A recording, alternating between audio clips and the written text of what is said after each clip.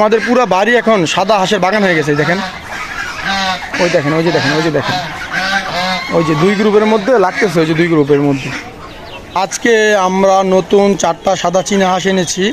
এই একটা মেল আর এই হচ্ছে সাদা 3টা ফিমেল। হাঁসের নিচে বাচ্চা আছে আপনার 3, 3, 6, 7টা। এই যে দেখেন 7টা বাচ্চা সহকারে, এটা হচ্ছে মা হাঁস।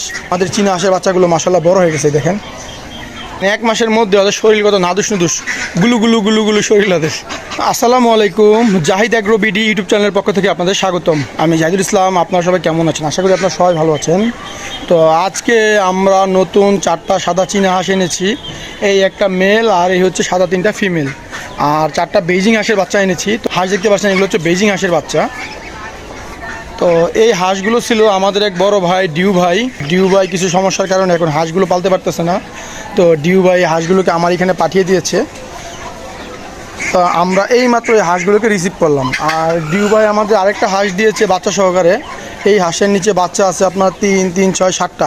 এই যে দেখেন 7টা বাচ্চা সহকারে, এটা হচ্ছে মা হাঁস। এই যে বাচ্চাগুলো সম্ভবত কালো চীনা হাঁসের বাচ্চা। এগুলো আজকে এই মাত্র নিয়ে আসছি আমাদের এইখানে। তো এনে মাত্র ছাড়ার পরে এই যে ওদের পানি দিলাম, ওরা গোসল করতেছে। তারপর ওই যে আমাদের ক্রেস্টের দাগ এগুলো বাইরে চলে গেছে। তারপর এই যে আমাদের সাদা চীনা হাঁসের যে বাচ্চাগুলো, এগুলো অনেক দিন হয়েছে আপনাদের আমি দেখাই না।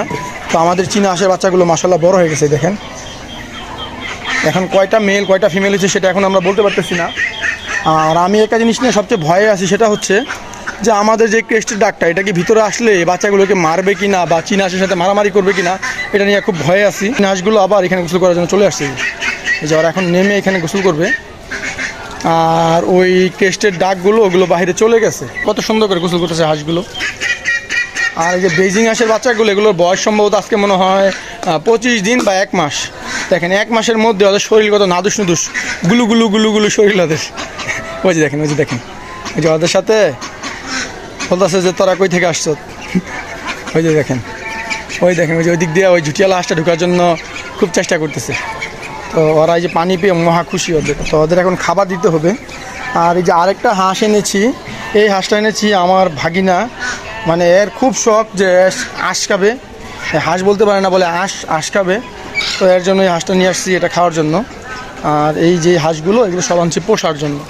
তো হাঁসগুলো সব এখানে ছেড়ে রাখছি। আর এই হাঁসটা মনে হয় পায়ে একটু ব্যথা পাইছে এই হাঁসটা, তো যেই কারণে এই হাঁসটা একটু দুর্বল। তো এই হাঁসগুলো যেহেতু আমি নতুন এনেছি, আগামী 1 সপ্তাহের মধ্যে এই হাঁসগুলোকে আমার ডাক প্লেগ যে ভ্যাকসিনটা আছে, ডাক প্লেগ ভ্যাকসিনটা করে দিতে হবে। তা না হলে দেখা গেছে কি যে এই হাঁসগুলোর মধ্যে কোনো ভাইরাস থাকতে পারে, এই ভাইরাস আবার আমাদের হাঁসগুলোকে অ্যাটাক করতে পারে। আমি যদি নতুন কোনো হাঁস সংগ্রহ করি, তাহলে ওই হাঁসগুলোকে আমরা ডাক প্লেগ যে ভ্যাকসিনটা, ওই ভ্যাকসিনটা করিয়ে দিই। ওই ভ্যাকসিনটা করিয়ে দিলে নিরাপদ। আর এমনিতে হাঁসগুলোর শরীর অনেক নোংরা, এদেরকে ঠিকমতো গোসল টোসল দিলে এদের শরীরগুলো পরিষ্কার হয়ে যাবে। যেমন এই সাদা মেলটা যে শরীরে অনেক ময়লাই, দেখেন এই মেলটাও রেগুলার গোসল করলে ওর শরীরটা পরিষ্কার হয়ে যাবে। তো দেখেন এই যে সাদা হাঁসের ফ্যামিলি। আর এই যে বেইজিং হাঁস যেগুলো, এগুলো ওই যে পাতা টাতা পড়েছে, এখানে পাতা টাতা খাচ্ছে ওরা। তো আমাদের এইখান থেকে আমরা বেশ কিছু মুরগি কমিয়ে দেবো। এই যে আমাদের এইখানে শিকারি মুরগি আছে অনেকগুলো। তো আমরা শিকারি যে মুরগিগুলো, এগুলো কমিয়ে ফেলবো। যদি কারো শিকারি মুরগি প্রয়োজন হয়, আমাদের এখান থেকে সংগ্রহ করতে পারেন।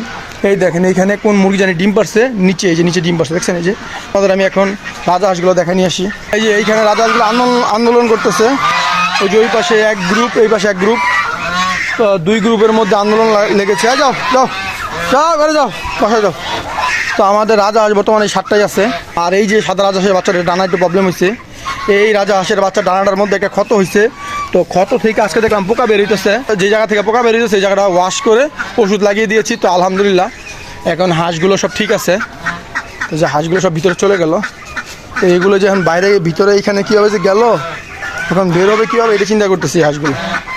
তো আমাদের রাজা হাঁস এবং চীনা হাঁস সবাই একত্রিত হয়েছে। তো রাজা হাঁসের বাচ্চাগুলো ওই যে বেইজিং হাঁসের বাচ্চাকে একটু ঠুকরায়। তো এটা হয়তো কয়েকদিন থাকতে থাকতে ঠিক হয়ে যাবে। আর আমি একটা বিষয় নিয়ে খুব ভয়ে আছি, সেটা হচ্ছে যে রাজা হাঁসগুলো আবার চীনা হাঁসকে মাইট দেয় কিনা, এটা নিয়ে খুব ভয়ে আছি। তো দেখেন আমাদের পুরো বাড়ি এখন সাদা হাঁসের বাগান হয়ে গেছে। দেখেন, ওই দেখেন, ওই যে দেখেন, ওই যে দেখেন, ওই যে 2 গ্রুপের মধ্যে লাগতেছে, ওই যে 2 গ্রুপের মধ্যে। তো 2 গ্রুপের প্রচণ্ড ক্ষুধা পেয়েছে, ওদের এখন খাবার দেবো আমরা।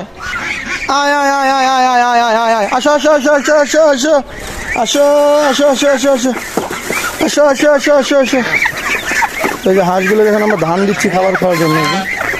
আসো আসো আসো আসো, যারা খাচ্ছে খুব সুন্দর হবে। তো ওরা আমার কাছে ফিট চাইতেছে, ওরা ফিট খায়, এই যে খাচ্ছে। এই যে চীনা হাঁসগুলো খেতে আসছে।